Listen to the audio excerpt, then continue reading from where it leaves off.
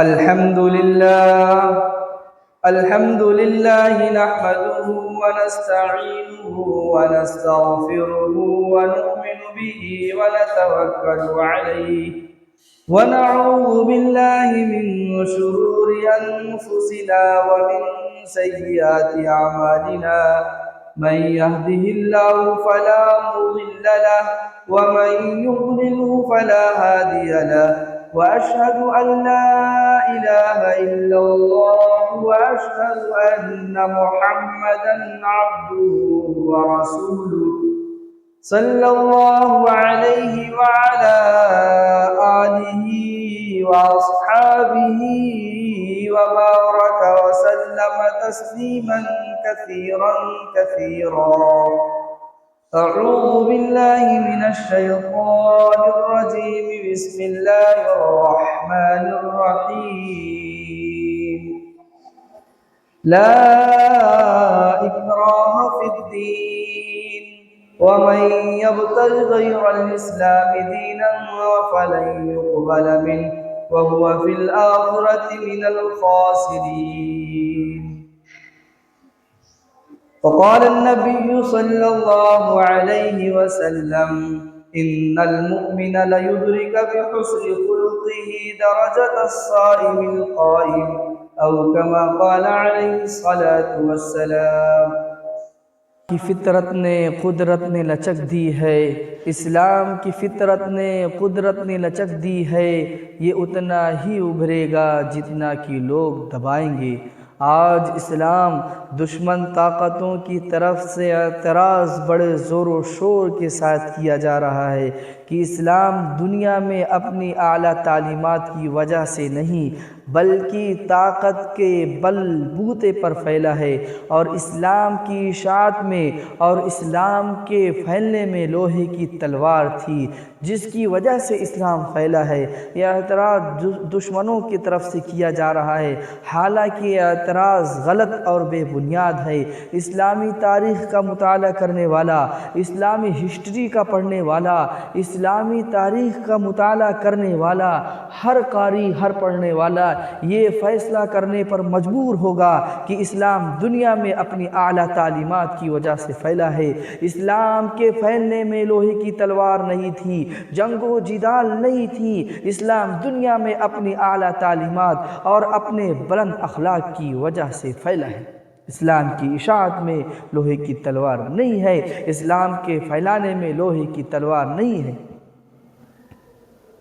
قرآن نے کہا لا اکراہ فی الدین، لا اکراہ فی الدین، دین کے معاملے میں کوئی زبردستی نہیں ہے۔ جس کا جی چاہے ایمان کی دولت سے مالا مال ہو اور جس کا جی چاہے کفر اور شرک کی تاریکیوں میں بھٹکتا پھرے۔ اسلام کسی کے اوپر جبر و اکراہ کر کے اپنا کلمہ پڑھوانے کے حق میں نہیں ہے۔ اسلام کسی کے اوپر زبردستی نہیں کرتا کہ کلمہ پڑھیے، اسلام یہ نہیں کہتا۔ اللہ کے نبی صلی اللہ علیہ وسلم جب اس دنیا میں تشریف لائے تو یہ دنیا کفر اور شرک کے اندھیروں میں بھٹک رہی تھی۔ انسان خدا کو بھول چکا تھا اور خدا کی ہدایت سے ناواقف اور خدا کے راستے سے ہٹا ہوا تھا۔ ظلم و زیادتی ہر طرف عام تھی، جرم کو جرم اور گناہ کو گناہ سمجھنے کا احساس تک ختم ہو چکا تھا۔ میں بتلانا چاہتا ہوں، میں عرض کرنا چاہتا ہوں، اسلام دنیا میں جو پھیلا ہے وہ جنگ و جدال سے نہیں اور لوہے کی تلوار کی وجہ سے نہیں، ڈرا کر اور دھمکا کر نہیں، بلکہ اسلام جو دنیا میں پھیلا ہے اعلیٰ تعلیمات کی وجہ سے اور بلند اخلاق کی وجہ سے پھیلا ہے۔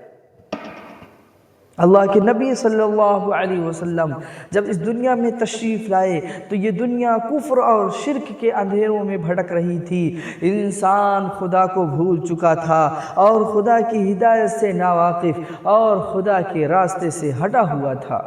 ظلم و زیادتی ہر طرف عام تھی، جرم کو جرم اور گناہ کو گناہ سمجھنے کا احساس تک ختم ہو چکا تھا۔ لوگ گناہ کرتے تھے اور گناہ کا احساس نہیں ہوتا تھا، چوریاں کرتے تھے اور چوریوں کا احساس نہیں ہوتا تھا، زنا کرتے تھے تو زنا کے گناہ کا احساس نہیں ہوتا تھا، قتل کرتے تھے قتل کرنے کا احساس نہیں ہوتا تھا، اپنے بیٹیوں کو زندہ زمین کے اندر دفن کر دیتے تھے، اس کا احساس نہیں ہوتا تھا۔ ایسے ماحول میں اللہ کے نبی صلی اللہ علیہ وسلم مبعوث کیے گئے۔ اللہ کے رسول حق کی طرف بلانے والے تنہا تھے، خدا کے راستے کی طرف پکارنے والے اکیلے تھے، آپ کا کوئی ساتھی نہ تھا، گھر والے بھی نہیں، دوست و احباب بھی نہیں، عزیز و اقارب بھی نہیں، ایک طرف اللہ کے رسول تھے اور دوسری طرف ساری دنیا۔ اللہ کے رسول کے پاس کوئی دنیاوی طاقت نہ تھی، کوئی فوج نہ تھی، کوئی لشکر نہیں تھا، روپیہ پیسہ مال و دولت نہیں تھی، اللہ کے رسول تنے تنہا تھے۔ اللہ کے رسول صلی اللہ علیہ وسلم نے جب لوگوں کو اللہ کی طرف بلایا، دین کی دعوت دی، تو ساری دنیا آپ کی دشمن بن گئی، آپ کے راستے میں کانٹے بچھائے گئے، نماز پڑھتے میں گردن مبارک پر اونٹ کی اجڑی رکھی گئی، دوستوں نے منہ پھیر لیا، رشتہ داروں نے ناطہ توڑ لیا۔ یہ سارے حالات آئے ہیں، اور وہ لوگ جنہوں نے اسلام قبول کیا تھا ان کو بھی مکہ کی گلیوں میں گھسیٹا گیا، مارا پیٹا گیا، سخت گرمی میں عرب کی جلتی ریت پر لٹا کر سینے پر پتھر کی بھاری چٹانیں رکھی گئی۔ ساری کوششوں کے باوجود جب وہ اللہ کے رسول صلی اللہ علیہ وسلم کو دین کی دعوت سے باز نہ رکھ سکے، رسول اللہ صلی اللہ علیہ وسلم کے ساتھیوں کو شرک کرنے پر مجبور نہ کر سکے، تو انہیں گھر سے بے گھر کر دیا اور مدینہ جانے پر مجبور کر دیا۔ آپ کہتے ہیں کہ اسلام جو ہے غیر کہتے ہیں، غیر قوم کہتی ہے کہ اسلام دنیا میں جو پھیلا ہے وہ جنگ و جدال کی وجہ سے اور ڈرا اور دھمکا کی وجہ سے، تلوار کی زور کی وجہ سے، ایسا نہیں ہے، غلط اور بے بنیاد ہے یہ چیزیں۔ میرے عزیزو، میرے دوستو، میں ایک واقعہ سناتا ہوں۔ اللہ کے رسول صلی اللہ علیہ وسلم ایک درخت کے نیچے آپ آرام فرما رہے تھے، آپ کے صحابی، آپ کے صحابہ، آپ کے دوست اور آپ کے ساتھی آپ سے کچھ دور پر تھے، آپ جو ہے آرام فرما رہے تھے، درخت کے نیچے آرام فرما رہے تھے، ایک دشمن نے موقع اچھا دیکھا اور آپ کے سر کے پاس آ گیا اور آپ کو گستاخانہ انداز میں اٹھایا، اور اٹھانے کے بعد تلوار سونت لی اور کہا، اے محمد بتاؤ میرے ہاتھ سے تمہیں کون بچائے گا؟ اللہ کے رسول صلی اللہ علیہ وسلم اٹھے اور فرمایا کہ مجھے اللہ بچائیں گے۔ اللہ کا لفظ اللہ کے نبی صلی اللہ علیہ وسلم سے جیسے ہی نکلا، دشمن کے ہاتھ سے تلوار چھوٹ گئی۔ اللہ کے رسول تلوار ہاتھ میں، اللہ کے رسول صلی اللہ علیہ وسلم نے تلوار ہاتھ میں لی اور دشمن سے فرمایا کہ اب تک تم مجھ سے پوچھ رہے تھے کہ میرا بچانے والا کون ہے، اب میں تم سے پوچھتا ہوں کہ میرے ہاتھ سے تمہیں کون بچائے گا؟ اللہ کے رسول صلی اللہ علیہ وسلم نے فرمایا کہ اللہ مجھے بچائیں گے۔ ہاں، تو اللہ کے نبی صلی اللہ علیہ وسلم نے فرمایا کہ اب تک تم مجھ سے پوچھ رہے تھے کہ میرا بچانے والا کون ہے، میں نے کہا تھا مجھے اللہ بچائے گا، تو میں اب تم سے پوچھتا ہوں کہ میرے ہاتھ سے تمہیں کون بچائے گا؟ اللہ کے رسول صلی اللہ علیہ وسلم جب اس پر قابو پا گئے تو آپ نے اس سے فرمایا کہ تلوار اس کی ہی تلوار آپ نے ہاتھ میں لی اور اس سے فرمایا کہ اب تک تم مجھ سے پوچھ رہے تھے، جب میں آرام فرما رہا تھا تو تم مجھ سے پوچھ رہے تھے کہ میرا بچانے والا کون ہے، تمہارا بچانے والا کون ہے، تم کو کون بچائے گا؟ اب میں قابو تم پر پا گیا ہوں، تو تم بتاؤ میرے ہاتھ سے تم کیسے بچ پاؤ گے؟ تم کو اب کون بچائے گا؟ تو وہ دشمن تھا، اس کا ایمان اللہ پر نہیں تھا، اس کا ایمان خدا تعالیٰ پر نہیں تھا۔ اس نے جواب دیا آپ ہی بچائیں گے۔ اللہ کے رسول صلی اللہ علیہ وسلم کو رحم آ گیا جب اس نے کہا آپ ہی بچائیں گے، تو اللہ کے رسول صلی اللہ علیہ وسلم کو رحم آ گیا۔ اللہ کے رسول صلی اللہ علیہ وسلم نے اس جانب دشمن کو آپ نے چھوڑ دیا۔ نتیجہ کیا ہوا؟